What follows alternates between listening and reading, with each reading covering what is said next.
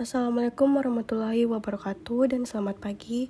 Kami dari kelompok 7 akan mempresentasikan mengenai siklus konversi. Sebelumnya, perkenalkan saya Nuradila dan rekan saya Jesa Bril Iswanto dan Muhammad Sahar. Oke, kita masuk ke dalam tujuan dari bab 7. Yang pertama itu sebagai pengetahuan terhadap elemen dan prosedur proses produksi tradisional. Selanjutnya itu untuk mengetahui aliran data dan prosedur dalam sistem akuntansi biaya tradisional. Selanjutnya itu sebagai pengetahuan terhadap kontrol akuntansi dalam lingkungan tradisional. Selanjutnya untuk mengetahui prinsip, fitur operasi dan teknologi lean manufacturing. Selanjutnya untuk mengetahui kekurangan metode akuntansi tradisional dalam lingkungan kelas dunia. Selanjutnya itu untuk mengetahui apa saja fitur utama dari biaya yang berbasis aktivitas dan akuntansi aliran nilai. Dan yang terakhir itu untuk mengetahui sistem informasi lean manufacturing dan perusahaan kelas dunia. Nah, selanjutnya itu kita masuk ke siklus konversi. Siklus konversi sendiri mengubah sumber daya input, bahan mentah, tenaga kerja, dan overhead menjadi produk atau layanan jadi untuk dijual. Nah, subsistem ini terdiri dari dua hal. Yang pertama itu aktivitas fisik dan juga aktivitas informasi. Aktivitas fisik sendiri itu masuk ke dalam sistem produksi dan aktivitas informasi masuk ke dalam sistem akuntansi biaya. Nah, di sampingnya ada gambar yang telah saya masukkan.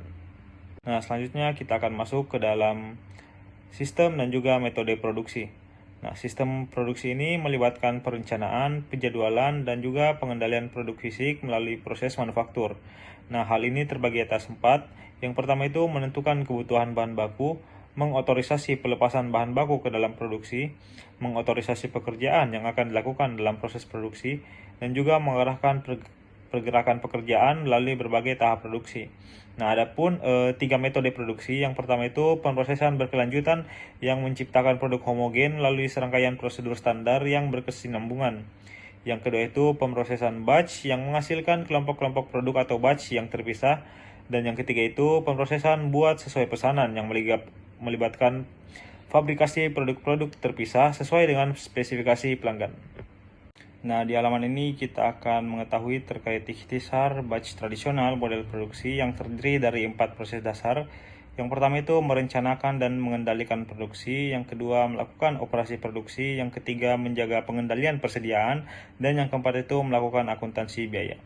Nah, di halaman ini kita akan membahas 5 poin. Di poin pertama itu perencanaan dan pengendalian produksi memiliki 2 poin juga, yaitu persyarat bahan dan operasi dan penjadwalan produksi.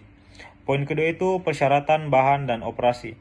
Nah, terbagi atas 2 hal, yaitu kebutuhan material dan juga persyaratan operasi. Nah, dari kebutuhan material ini memiliki perbedaan antara apa saja yang dibutuhkan dan apa saja yang tersedia dalam inventaris. Sedangkan untuk persyaratan operasi itu kegiatan perakitan dan atau manufaktur yang akan ditetapkan pada suatu produk. Poin ketiga yaitu penjadwalan produksi diketahui dengan mengkoordinasikan produksi dalam beberapa batch dan juga dipengaruhi oleh batasan waktu, ukuran batch, dan spesifikasi lainnya. Di poin keempat itu adalah pusat kerja dan penyimpangan. Nah, operasi produksi ini dimulai ketika pusat kerja memperoleh bahan baku dari penyimpanan dan proses ini diakhiri dengan pengiriman produk yang telah selesai ke gudang barang jadi. Poin terakhir itu kontrol inventaris yang bertujuan dalam meminimalkan total biaya persediaan sambil memastikan bahwa persediaan yang ada cukup untuk memenuhi permintaan produksi. Hanya itu untuk menyediakan perencanaan dan kontrol produksi sebagai status inventaris barang jadi dan juga bahan baku. Dan poin ketiganya terus memperbarui persediaan bahan baku selama proses produksi dan juga setelah produksi selesai dapat memperbarui inventaris barang jadi. Nah, selanjutnya itu terkait model persediaan EOQ atau Economic Order Quantity, yang dimana hal ini sangat mudah digunakan tetapi asumsinya tentu saja tidak selalu valid. Nah, adapun poin-poin penting dalam model ini, yang pertama itu permintaan dan waktu tunggu pemesanan itu dapat kita ketahui dan juga konstan. Total biaya per tahun untuk melakukan pemesanan bisa jadi berkurang seiring dengan peningkatan jumlah pesanan. Biaya penyimpanan persediaan meningkat seiring dengan peningkatan jumlah pesanan dan juga tidak ada diskon kuantitas selama melakukan penjualan. Selanjutnya, dokumentasi dalam sistem produksi yang terdiri dari dua, yaitu tiket pemindahan, di mana mencatat pekerjaan yang dilakukan di setiap pusat kerja dan mengizinkan pemindahan batch. Selanjutnya ada permintaan material, yaitu mengizinkan gudang inventaris untuk melepaskan bahan baku untuk digunakan dalam proses produksi. Baik, selanjutnya ini adalah gambar siklus perencanaan dan pengendalian produksi, di mana yang pertama itu ada perkiraan penjualan. Nah, perkiraan penjualan ini adalah estimasi permintaan pasar untuk produk. Nah, selanjutnya ada laporan status persediaan, di mana ini menyediakan informasi mengenai stok bahan baku dan produk jadi.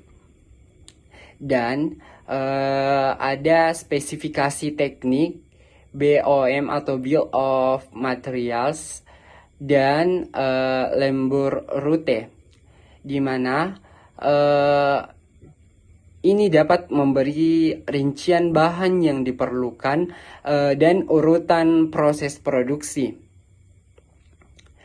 Data ini digunakan untuk menentukan kebutuhan bahan baku, yaitu untuk permintaan pembelian, dan kebutuhan operasi untuk merencanakan proses produksi. Selanjutnya ada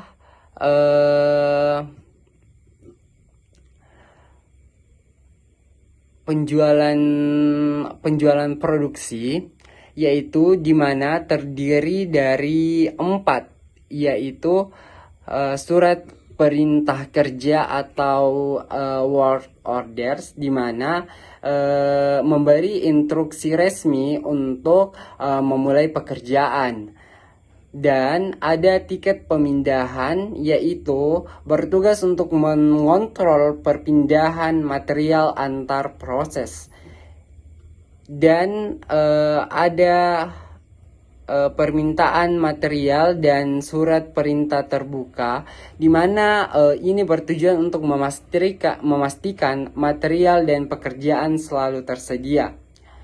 Nah, selanjutnya itu pusat kerja menerima dari keempat tadi ini, dia menerima tiket pekerjaan, kartu waktu, dan pemindahan selesai. Nah, ketiga ini digunakan untuk akuntansi biaya, di mana digunakan untuk menghitung biaya. Terus ada penggajian, digunakan untuk menghitung upah berdasarkan waktu kerja, dan juga umpan balik ke perencanaan dan pengendalian produksi, di mana ini memberi data kinerja untuk evaluasi dan perbaikan. Setelah proses produksi selesai, barang yang telah selesai dibuat disebut produk jadi. Jadi barang yang sudah selesai dibuat itu disebut produk jadi, dan dokumen perintah kerja yang terkait akan ditutup atau tidak aktif lagi karena pekerjaannya sudah selesai. Dimana seperti dilihat di gambar, produk jadi kemudian dikirim ke gudang untuk disimpan sebelum didistribusikan atau dijual. Nah, surat perintah kerja yang ditutup dikirim ke bagian pengendalian persediaan, di mana dari sini dibuat laporan status bahan baku dan barang jadi yang mencerminkan bahan baku yang digunakan atau tersisa, barang jadi yang sudah selesai dibuat, dan laporan ini sangat penting untuk memberikan umpan balik ke perencanaan dan pengendalian produksi agar proses selanjutnya bisa diselesaikan dengan kebutuhan aktual. Bagian pengendalian persediaan juga membuat voucher jurnal untuk mencatat transaksi produksi yang sudah selesai, di mana Voucher ini kemudian dikirim ke bagian buku besar umum untuk pencatatan akuntansi, di mana pencatatan akuntansi ini mencakup nilai bahan baku yang digunakan, penambahan nilai pada inventaris barang jadi.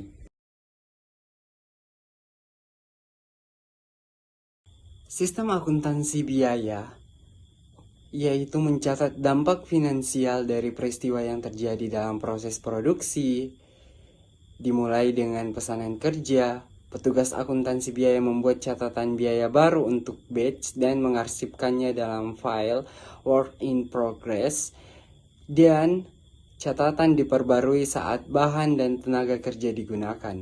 Baik, selanjutnya saya akan menjelaskan mengenai elemen sistem dalam akuntansi biaya, di mana seperti yang kita lihat di gambar tersebut, bahwa ini menggambarkan di mana pengendalian persediaan mengirimkan permintaan material ke bagian akuntansi biaya. Informasi ini menunjukkan jumlah dan jenis bahan yang digunakan dalam proses produksi. Kemudian pusat kerja mengirim tiket pekerjaan untuk mencatat waktu kerja dan aktivitas tenaga kerja langsung, di mana tiket pemindahan selesai menunjukkan tahapan-tahapan produksi yang telah diselesaikan. Dan akuntansi biaya atau cost accounting, di mana ini menerima informasi dari dua sumber di atas yang dijelaskan tadi, yaitu pusat pengendalian persediaan dan pusat kerja. Dia menerima informasi untuk memperbarui akun work in progress atau biasa disebut dalam barang dalam proses, berdasarkan bahan baku, berdasarkan biaya material, berdasarkan biaya produksi pabrik atau pabrikasi, dan juga menghitung varians biaya, yang dimana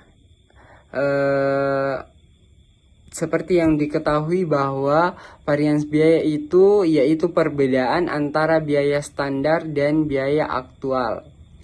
Dan selanjutnya ada standar, yang dimana digunakan sebagai acuan dalam menghitung efisiensi dan aktivitas biaya aktual produksi, dan menjadi dasar perbandingan saat menghitung varians. Selanjutnya, lanjutan dari pembahasan dari slide sebelumnya, yaitu sistem akuntansi biaya, di mana penerimaan tiket pemindahan terakhir menandakan selesainya proses produksi. Lalu petugas mengeluarkan lembar biaya dari file WIP atau work in progress, lalu menyiapkan voucher jurnal untuk mentransfer saldo ke akun inventaris barang jadi dan meneruskannya ke Departemen Buku Besar Umum. Yang selanjutnya, kontrol internal. Yang pertama, pemisahan tugas. Departemen Perencanaan dan Pengendalian Produksi terpisah dari pusat kerja, dan kontrol inventaris terpisah dari ruang penyimpanan bahan dan gudang barang jadi, serta fungsi akuntansi biaya mencatat WIP atau work in progress dan harus terpisah dari pusat kerja dalam proses produksi. Yang kedua, ada pengawasan.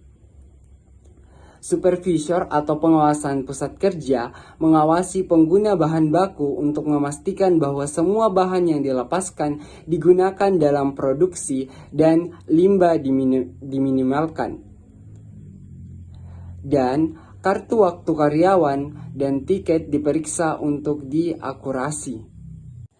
Nah, yang selanjutnya, yang ketiga, kontrol akses, yang terdiri dari dua, yaitu yang pertama akses langsung ke aset, di mana akses terkendali ke ruang penyimpanan pusat kerja produksi dan gudang barang jadi, dan juga kuantitas yang melebihi jumlah standar memerlukan persetujuan.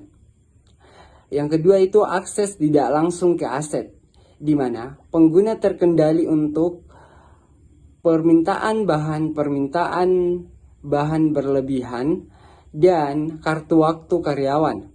Yang keempat ada catatan akuntansi yang terdiri dari dokumen bernomor urut, pesanan kerja, lembur biaya, tiket pemindahan, tiket pekerjaan, permintaan bahan, dan file work in process dan barang jadi. Selanjutnya yang terakhir itu atau yang kelima adalah verifikasi independen, di mana akuntansi biaya mencocokkan pengguna bahan atau permintaan bahan dan pengguna tenaga kerja atau tiket pekerjaan dengan standar. Lalu, Departemen General Jurnal memverifikasi pergerakan dari work in process ke barang jadi dengan mencocokkan voucher jurnal dari akuntansi biaya dan buku besar anak dari kontrol inventaris. Dan auditor internal dan eksternal secara berkala memverifikasi inventaris bahan baku dan bahan jadi melalui perhitungan fisik. Nah, setelah tadi mengenai kontrol internal, selanjutnya ada perusahaan kelas dunia, yang dimana secara terus-menerus mengejar perbaikan di semua aspek operasi mereka termasuk prosedur manufaktur, dan sangat berorientasi pada pelanggan yang telah mengalami perubahan mendasar dari model produksi tradisional dan sering mengadopsi model manufaktur ramping. Selanjutnya ada prinsip manufaktur ramping, di mana terdiri dari beberapa poin, yaitu yang pertama itu proses tarik, di mana produk ditarik dari sisi konsumen atau biasa kita sebut dengan permintaan, bukan didorong dari sisi produksi atau biasa kita sebut dengan pasokan. Yang kedua ada kualitas sempurna, di mana proses tarik memerlukan nol catat dalam bahan baku, work in process, dan inventaris barang jadi. Yang selanjutnya ada minimalisasi limbah, yang dimana aktivitas yang tidak menambah nilai atau memaksimalkannya pengguna sumber daya yang langka dihilangkan. Selanjutnya ada pengurangan inventaris, yaitu ciri khas manufaktur ramping, di mana inventaris memerlukan biaya, inventaris dapat menyembunyikan masalah produksi, dan inventaris dapat menyebabkan overproduksi. Yang kelima yaitu fleksibilitas produksi, di mana mengurangi waktu pengaturan ke minimum, memungkinkan variasi produk yang lebih besar tanpa mengorbankan efisiensi. Dan yang keenam adalah hubungan pemasok yang terjalin, di mana pengirim terlambat, bahan baku cacat, atau pesanan yang salah akan menghentikan produksi karena tidak adanya cadangan inventaris. Dan yang terakhir yaitu sikap tim, di mana sikap tim juga diperlukan untuk setiap karyawan harus waspada terhadap masalah yang mengancam aliran produksi yang berkelanjutan. Nah, selanjutnya ada model manufaktur ramping, ya di mana capai fleksibilitas produksi melalui yang pertama perubahan dalam organisasi fisik, fasilitas produksi, terus penerapan teknologi otomatisasi seperti CIM, ISRS, robotika, dan lain-lain, penggunaan model akuntansi alternatif seperti ABC dengan akuntansi aliran nilai, dan penggunaan sistem informasi canggih seperti MRP dan lain sebagainya. Dan ada reorganisasi fisik fasilitas produksi,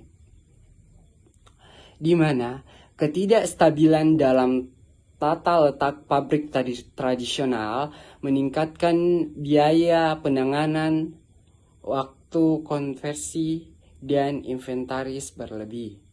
Selanjutnya ada karyawan yang cenderung merasa memiliki stasiun kerja mereka bertentangan dengan konsep tim, dan reorganisasi didasarkan pada aliran melalui sel-sel yang memperpendek jarak fisik antara aktivitas, di mana ini mengurangi waktu pengaturan dan pemrosesan, biaya penanganan, dan inventaris. Kemudian otomatisasi manufaktur, yaitu yang pertama pendekatan tradisional terhadap otomasi. Pada awalnya pendekatan otomatisasi dilakukan secara tradisional, yang dimana terdiri dari banyak jenis mesin yang memerlukan banyak waktu pengaturan. Mesin dan operator diorganisir dalam departemen fungsional, dan BIP mengikuti rute yang berputar-putar melalui berbagai operasi. Kedua, pulau teknologi. Seiring berkembangnya teknologi, muncullah konsep yang disebut pulau teknologi. Ini adalah pulau yang berdiri sendiri yang menggunakan mesin yang dikendalikan secara numerik oleh komputer yang dapat melakukan beberapa operasi dengan keterlibatan manusia yang lebih sedikit. Ketiga, mesin yang dikendalikan secara numerik oleh komputer. Teknologi ini membawa banyak keuntungan, yaitu mengurangi kompleksitas tata letak fisik, diatur dalam kelompok dan dalam sel untuk memproduksi seluruh bagian dari awal hingga akhir, dan membutuhkan waktu persiapan yang lebih sedikit. Lalu yang keempat, muncul konsep yang lebih canggih, yaitu manufaktur terintegrasi komputer. Ini adalah lingkungan yang sepenuhnya otomatis yang menggunakan sistem penyimpanan dan pengambilan otomatis dan robotika. Tujuannya untuk meningkatkan efisiensi dan meminimalkan keterlibatan manusia. Kelima, sistem penyimpanan dan pengambilan keputusan. Sistem ini menggantikan alat tradisional seperti forklift dan operator manusianya, yang diganti dengan sistem konveyor yang dikendalikan komputer. Hasilnya kesalahan berkurang, kontrol inventaris meningkat, dan biaya penyimpanan bisa ditekan. Keenam, robotika. Dalam proses produksi modern, robotika sangat berperan penting, di mana menggunakan mesin CNC khusus yang berguna dalam melakukan tugas yang berbahaya, sulit, dan menonton. Ketujuh, desain berbantuan komputer. Teknologi ini membantu di bagian perancangan, yaitu di mana meningkatkan produktivitas insinyur, meningkatkan akurasi, memungkinkan perusahaan untuk lebih responsif terhadap permintaan pasar, dan antarmuka dengan sistem CAM dan MRP. Terakhir, manufaktur berbantuan komputer, yang menggunakan komputer untuk mengontrol proses manufaktur fisik, memberikan presisi, kecepatan, dan kontrol yang lebih besar daripada proses produksi manusia. Selanjutnya, progresi otomatisasi dalam proses manufaktur. Yang pertama, manufaktur tradisional. Pada tahap ini, proses produksi bergantung pada masing-masing dikendalikan oleh operator. Setiap mesin memiliki waktu persiapan yang cukup lama, sehingga biaya persiapan ditanggung oleh produksi massal. Mesin dan operator diorganisir dalam departemen fungsional seperti penggilingan dan penggerindaan dan pengelasan. Pekerjaan dalam proses produksi atau WIP harus mengikuti rute yang berliku-liku melalui berbagai operasi yang ada di lantai pabrik. Keefisienan dan fleksibilitas rendah karena ketergantungan pada mesin tradisional yang memerlukan waktu setup yang lama. Kemudian, pulau teknologi menggunakan mesin otomatisasi yang lebih modern seperti mesin CNC yang mengurangi keterlibatan manusia. Mesin CNC ini dapat melakukan berbagai operasi dengan sedikit perubahan atau pengaturan, sehingga mengurangi waktu dan biaya persiapan antara satu operasi ke operasi lainnya. Dalam konfigurasi ini, operator masih diperlukan untuk mengatur mesin, namun waktu setup menjadi lebih singkat dan biaya lebih rendah. Pulau-pulau teknologi ini berfungsi dalam tatanan tradisional, tetapi menggunakan teknologi canggih untuk meningkatkan efisiensi dalam proses manufaktur. Kemudian, manufaktur terintegrasi komputer merupakan tahap lanjutan dari otomatisasi, di mana hampir seluruh proses produksi dikelola secara otomatis. Mesin-mesin CNC digunakan dalam sel teknologi grup untuk memproduksi komponen dari awal hingga akhir di satu lokasi, mengurangi ketergantungan pada tenaga kerja manual. Seperti mesin CNC, fasilitas CIM juga memanfaatkan sistem penyimpanan dan pengambilan otomatis serta robotika untuk mendukung operasi produksi. CIM ini bertujuan menghilangkan aktivitas yang tidak memberikan nilai tambah, memungkinkan pengembangan produk yang lebih cepat dan berkualitas tinggi, dan menghasilkan siklus produksi yang lebih pendek, biaya produksi yang lebih rendah, dan waktu pengiriman yang lebih cepat, yang menjadikannya sebagai model manufaktur kelas dunia. Berikut mekanisme lingkungan CIM dan menunjukkan hubungan antara berbagai teknologi yang digunakan, yang mana CIM sendiri itu adalah lingkungan yang sepenuhnya otomatis dengan tujuan menghilangkan aktivitas yang tidak memberikan nilai tambah.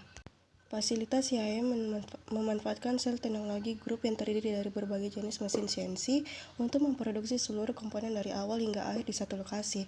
Selain mesin CNC, proses ini menggunakan sistem penyimpanan dan pengambilan otomatis serta robotika. CIM mendukung manufaktur fleksibel dengan memungkinkan pengembangan produk berkualitas tinggi yang lebih cepat, siklus produksi yang lebih pendek, biaya produksi yang lebih rendah, dan waktu pengiriman yang lebih cepat. Berikut alur alokasi biaya overhead produk di bawah EBC, yang dimana sistem informasi yang memberikan manajer informasi tentang aktivitas dan objek biaya, mengasumsikan bahwa aktivitas menyebabkan biaya dan bahwa produk dan objek biaya lainnya menciptakan permintaan untuk aktivitas. Berbeda dari sistem akuntansi tradisional, karena EBC memiliki beberapa penggerak aktivitas, sedangkan akuntansi tradisional hanya memiliki satu, misalnya jam mesin. Adapun kelebihan dan kekurangan, yaitu yang dimana kelebihan sendiri, perhitungan biaya produk atau layanan, pelanggan, dan saluran distribusi yang lebih akurat, mengidentifikasi produk dan pelanggan yang paling tidak menguntungkan, melacak biaya aktivitas dan proses dengan akurat, memperlengkapi manajer dengan intelijen biaya untuk mendorong perbaikan berkelanjutan, memfasilitasi campuran pemasaran yang lebih baik, dan mengidentifikasi pemborosan dan aktivitas yang tidak memberikan nilai. Sedangkan kekurangannya itu terlalu memakan waktu dan rumit untuk diterapkan secara praktis, dan mendorong birokrasi yang kompleks yang bertentangan dengan filosofi manufaktur ramping. Selanjutnya, akuntansi aliran nilai. Akuntansi aliran nilai mencatat biaya berdasarkan aliran nilai, bukan berdasarkan departemen atau aktivitas. Seperti yang ditujukan pada gambar tersebut, bahwa aliran nilai melintasi lini fungsional dan departemen untuk mencakup biaya yang terkait dengan pemasaran, biaya penjualan, desain produk, rekayasa, pembelian material, distribusi, dan banyak lagi. Aspek penting dalam penerapan akuntansi aliran nilai adalah mendefinisikan kelompok produk. Aliran nilai melintasi fungsi dan departemen, menangkap biaya berdasarkan aliran nilai daripada berdasarkan departemen atau aktivitas, dan tidak membedakan antara biaya langsung atau tidak langsung. Selanjutnya, sistem informasi yang mendukung manufakturan. Gambar tersebut menunjukkan integrasi fungsional dalam lingkungan MRP2. MRP2 merupakan perluasan dari MRP yang telah berkembang melampaui batasan manajemen inventaris. Sistem sekaligus filosofi untuk mengorganisasikan berbagai aktivitas manufaktur, mengintegrasikan manufaktur produk, rekayasa produk, pemroses pesanan penjualan, penagihan pelanggan, sumber daya manusia, dan fungsi akuntansi terkait. Kemudian perencanaan sumber daya manufaktur, memastikan bahan baku yang cukup untuk proses produksi, mempertahankan tingkat inventaris terendah yang mungkin, menghasilkan jadwal produksi dan pembelian serta informasi lain yang diperlukan untuk mengontrol produksi. MRP2, perpanjangan dari MRP, lebih dari sekadar manajemen inventaris dan penjadwalan produksi. Ini adalah sistem untuk mengorganisasikan kegiatan seluruh perusahaan. Sistem perencanaan sumber daya perusahaan, paket perangkat lunak komersil besar yang mendukung kebutuhan informasi seluruh organisasi, bukan hanya fungsi manufaktur, mengotomatiskan semua fungsi bisnis bersama dengan kemampuan pelaporan keuangan dan manajerial yang lengkap. Kemudian terakhir, pertukaran data elektronik, komunikasi eksternal dengan pelanggan dan pemasok melalui internet atau koneksi langsung.